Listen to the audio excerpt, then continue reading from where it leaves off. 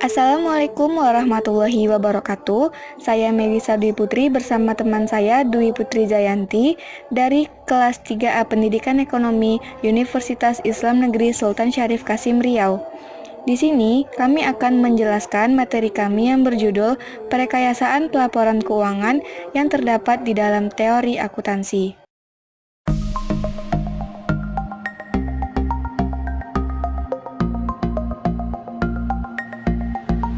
Pertama, saya akan menjelaskan apa itu pelaporan keuangan. Pelaporan keuangan adalah bagaimana informasi akuntansi dalam suatu masyarakat atau negara diatur, disediakan, dan disampaikan untuk mencapai tujuan tertentu, baik sosial maupun ekonomik. Pelaporan keuangan yang berjalan merupakan hasil dari perekayasaan pelaporan keuangan. Pelaporan keuangan meliputi struktur dan proses.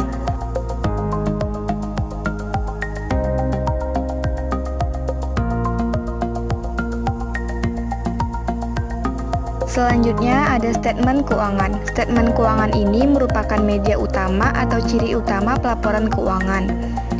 Ada yang namanya prinsip akuntansi berterima umum atau PABU, terutama standar akuntansi menentukan bentuk, isi, dan susunan statement keuangan. Nah, semua ini disusun di dalam PABU. Pedoman resmi yang membentuk PABU ditetapkan dengan cara saksama atau due process.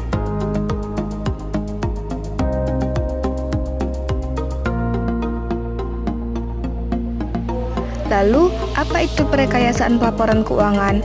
Perekayasaan pelaporan keuangan itu adalah proses pemikiran logis dan objektif untuk membangun suatu struktur dan mekanisme pelaporan keuangan dalam suatu negara untuk menunjang pencapaian tujuan negara. Perekayasaan melibatkan pemilihan dan pertimbangan ideologi, teori, konsep dasar, dan teknologi yang tersedia secara praktis dan teoritis dengan mempertimbangkan faktor lingkungan negara.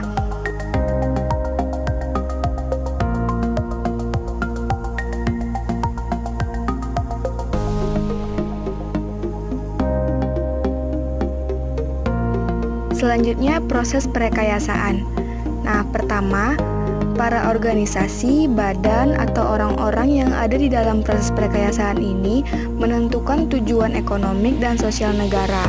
Kemudian, tujuan pelaporan keuangan, kemudian proses pertimbangannya, kemudian rangka konseptual, dan kemudian barulah jadi statement keuangan, yaitu media pelaporan. Nah, lalu sudah bisa nih jadi informasi akuntansi.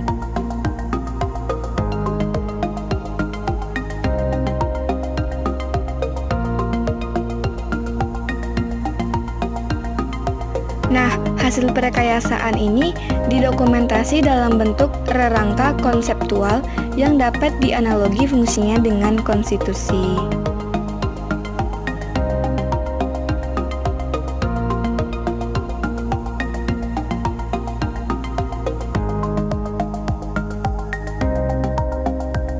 Selanjutnya kita harus tahu langkah-langkah perekayasaan itu bagaimana.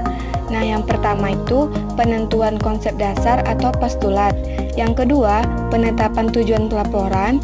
Yang ketiga, pengidentifikasian pihak yang dituju oleh pelaporan. Yang keempat, pemilihan dan penentuan informasi yang diperlukan. Yang kelima, penentuan cara penyampaian informasi. Yang keenam, pengidentifikasian kendala-kendala pelaporan. Yang ketujuh, penyusunan dokumen resmi dalam bentuk pernyataan konsep. Dan yang terakhir, penetapan standar akuntansi dan perancangan sistem akuntansi dalam rangka penerapan standar.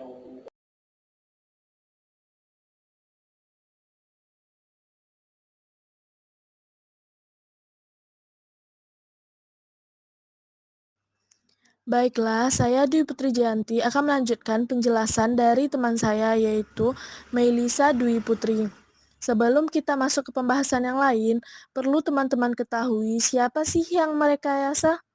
Yang merekayasa yaitu orang atau badan yang dianggap ahli di bidang akuntansi.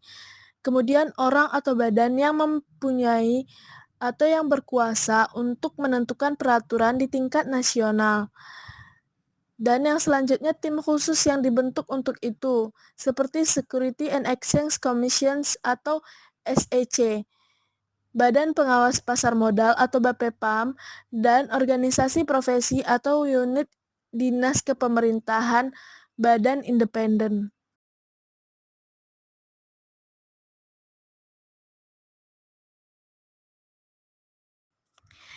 Dan selanjutnya, di sini ada aspek sematik dalam perekayasaan. Sematik ini adalah pernyataan simbolis atau elemen.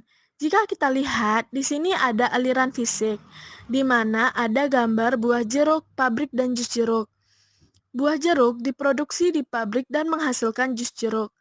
Jika di dalam akuntansi penyimbolan elemen, buah jeruk ini disebut dengan bahan baku yang merupakan simbol elemennya. Dan diproduksi di pabrik itu melibatkan yang namanya kas, hutang, mesin, dan tenaga kerja. Kemudian jus jeruk sendiri itu disebut dengan produk. Produk ini merupakan simbol elemennya. Nah, untuk pengukuran elemen data-data dasar, bahan baku kita nilai dengan kos. Kemudian kas, hutang, mesin, dan tenaga kerja kita nilai dengan kos. Produk tentu saja kita nilai atau kita catat dengan kos. Kemudian sistem informasi yang keluar ya, kita tahu kosnya 1.500.000. Kemudian kos-kos yang keluar untuk biaya kas, hutang, mesin, dan tenaga kerja itu berapa? Ya, dijual jus dengan kos 7.500.000. Nah, mengapa di sini kita menggunakan kata kos bukan biaya? Karena kata kos itu sendiri melebihi dari kata biaya. Oke?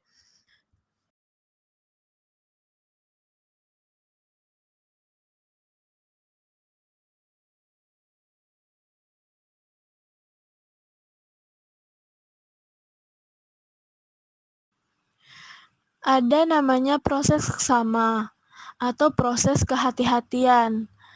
Proses ini terdiri dari beberapa hal. Yang pertama, evaluasi masalah. Kedua, riset dan analisis. Ketiga, diskusi dan penyusunan memorandum diskusi dengan pendapat terhadap MD. Lalu dilakukan diskusi dan pertimbangan terhadap pendengar pendapat. Kemudian, penerbitan draft pernyataan atau DP dan atau lebih dikenal dengan exposure draft. Analisis dan pertimbangan atas tanggapan DP. Lalu keputusan untuk menerbitkan pernyataan. Dan yang terakhir, pengesahan atau penerbitan secara resmi pernyataan.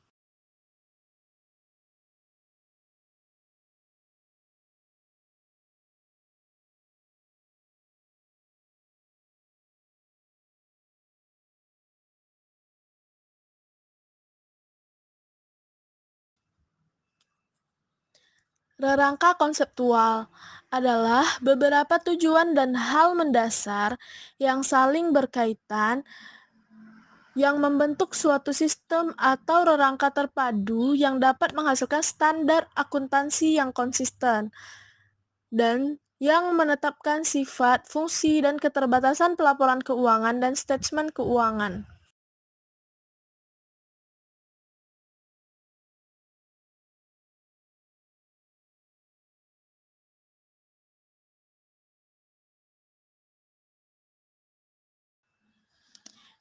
Nah, perlu kita telusuri manfaat dan fungsi rangka konseptual. Manfaat dan fungsi rangka konseptual yaitu sebagai pedoman bagi penyusun standar. Kedua, untuk acuan pemecahan masalah praktik akuntansi. Selanjutnya, untuk batas pertimbangan penyusunan statement keuangan. Lalu, sebagai pendidikan dalam pemahaman dan peningkatan keyakinan. Dan yang terakhir, merupakan peningkatan keterbandingan antar perusahaan.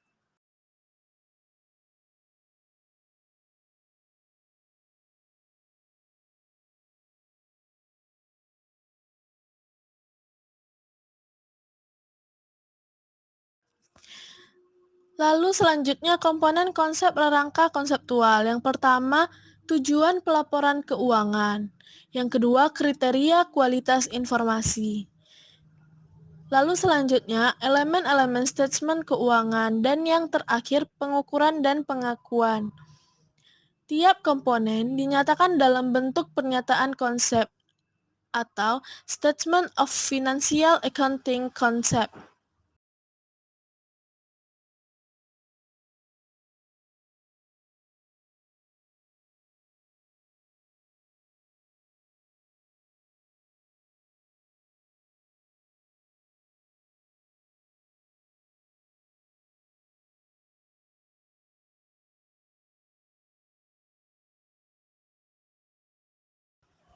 Baiklah, sampai di sini presentasi dari kelompok kami. Semoga apa yang telah kami sampaikan dapat memberikan pemahaman dan dapat bermanfaat bagi teman-teman semua. Lebih dan kurang kami mohon maaf. Wabillahi taufik wal hidayah. Wassalamualaikum warahmatullahi wabarakatuh.